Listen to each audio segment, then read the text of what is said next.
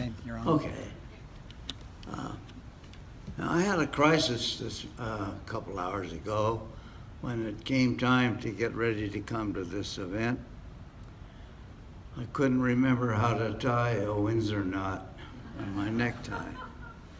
But suddenly it came back, and while I was tying it, I was thinking of Marjorie and how she saw many a crisis at the Bee during our common years down there. I worked for the Bee for 33 years, and I was a piker when it came to Marjorie, pardon me.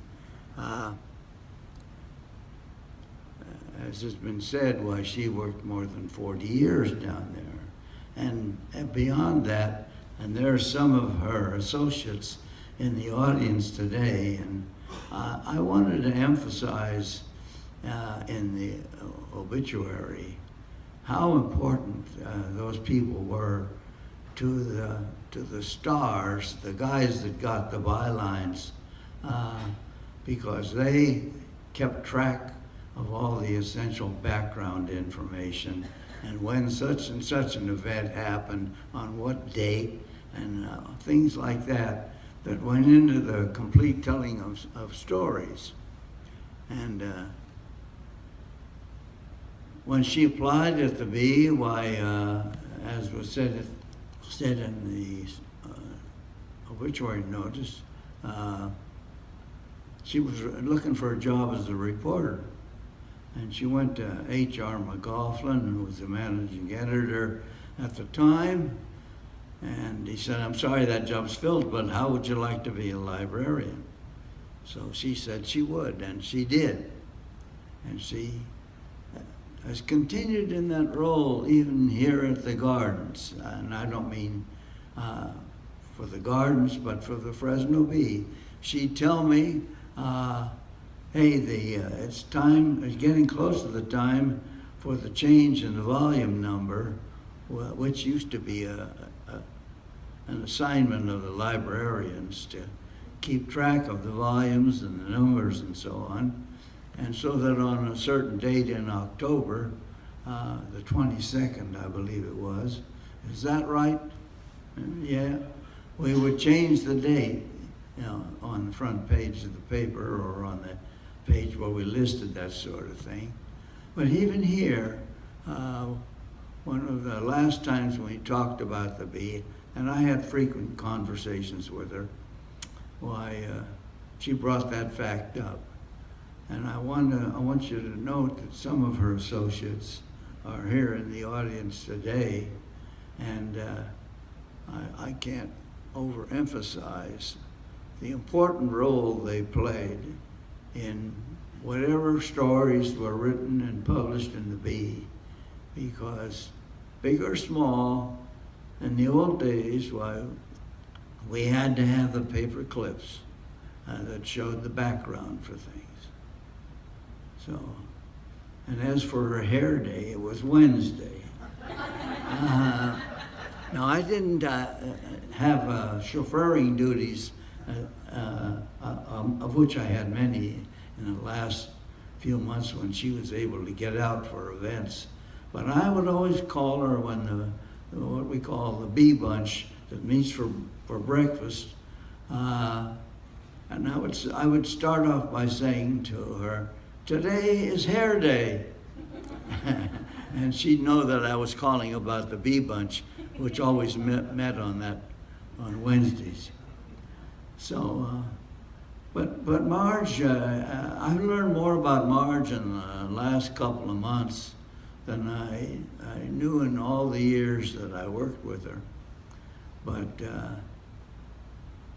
one of the things was with the cats, because when she moved in here, the word must have gone around from cat to cat out there, the feral cats, of which we have many, was, "Hey, there's somebody coming who likes cats." So, sure enough, she had her house cat, the authorized one, and she had practically every other cat that runs around out here, because she set out food outside her door. And I don't know what they're doing these days. But anyway, she had serious problems in her last few months.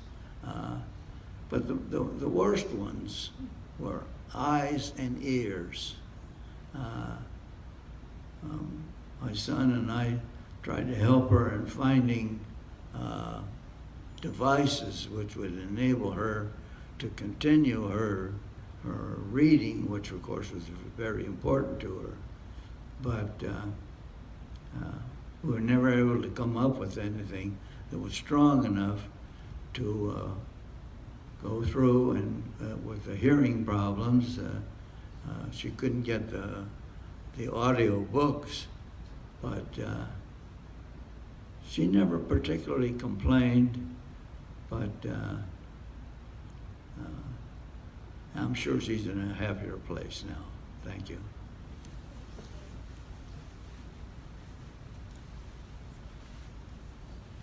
Nobody talked much about Rosie the Riveter. But anyway, I thought someone surely would bring that up. Now,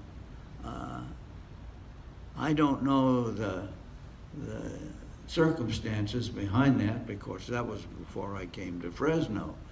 But I know that during the war, during World War II, there was at least 2 plants in Fresno that made aircraft parts. And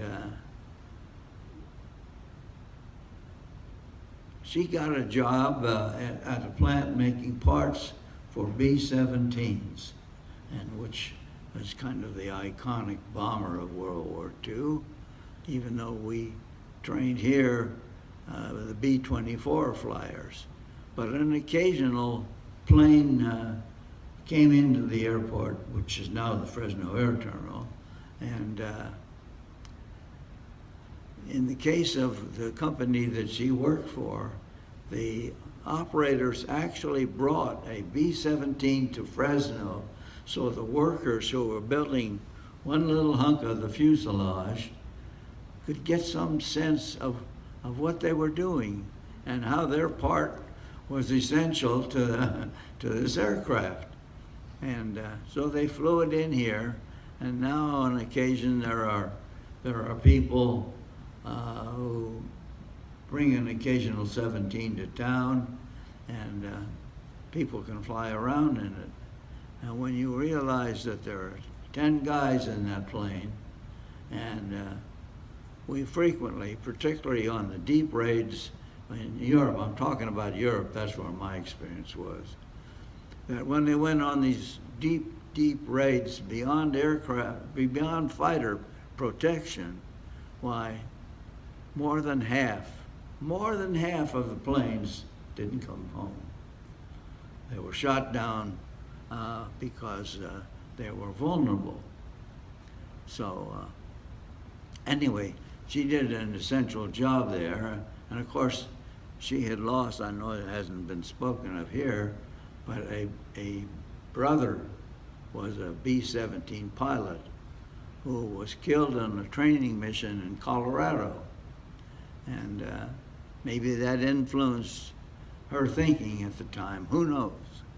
Maybe some of the family does, but those of us who know her here for her many other attributes don't know what her thinking was then. But one can assume that she was thinking of him.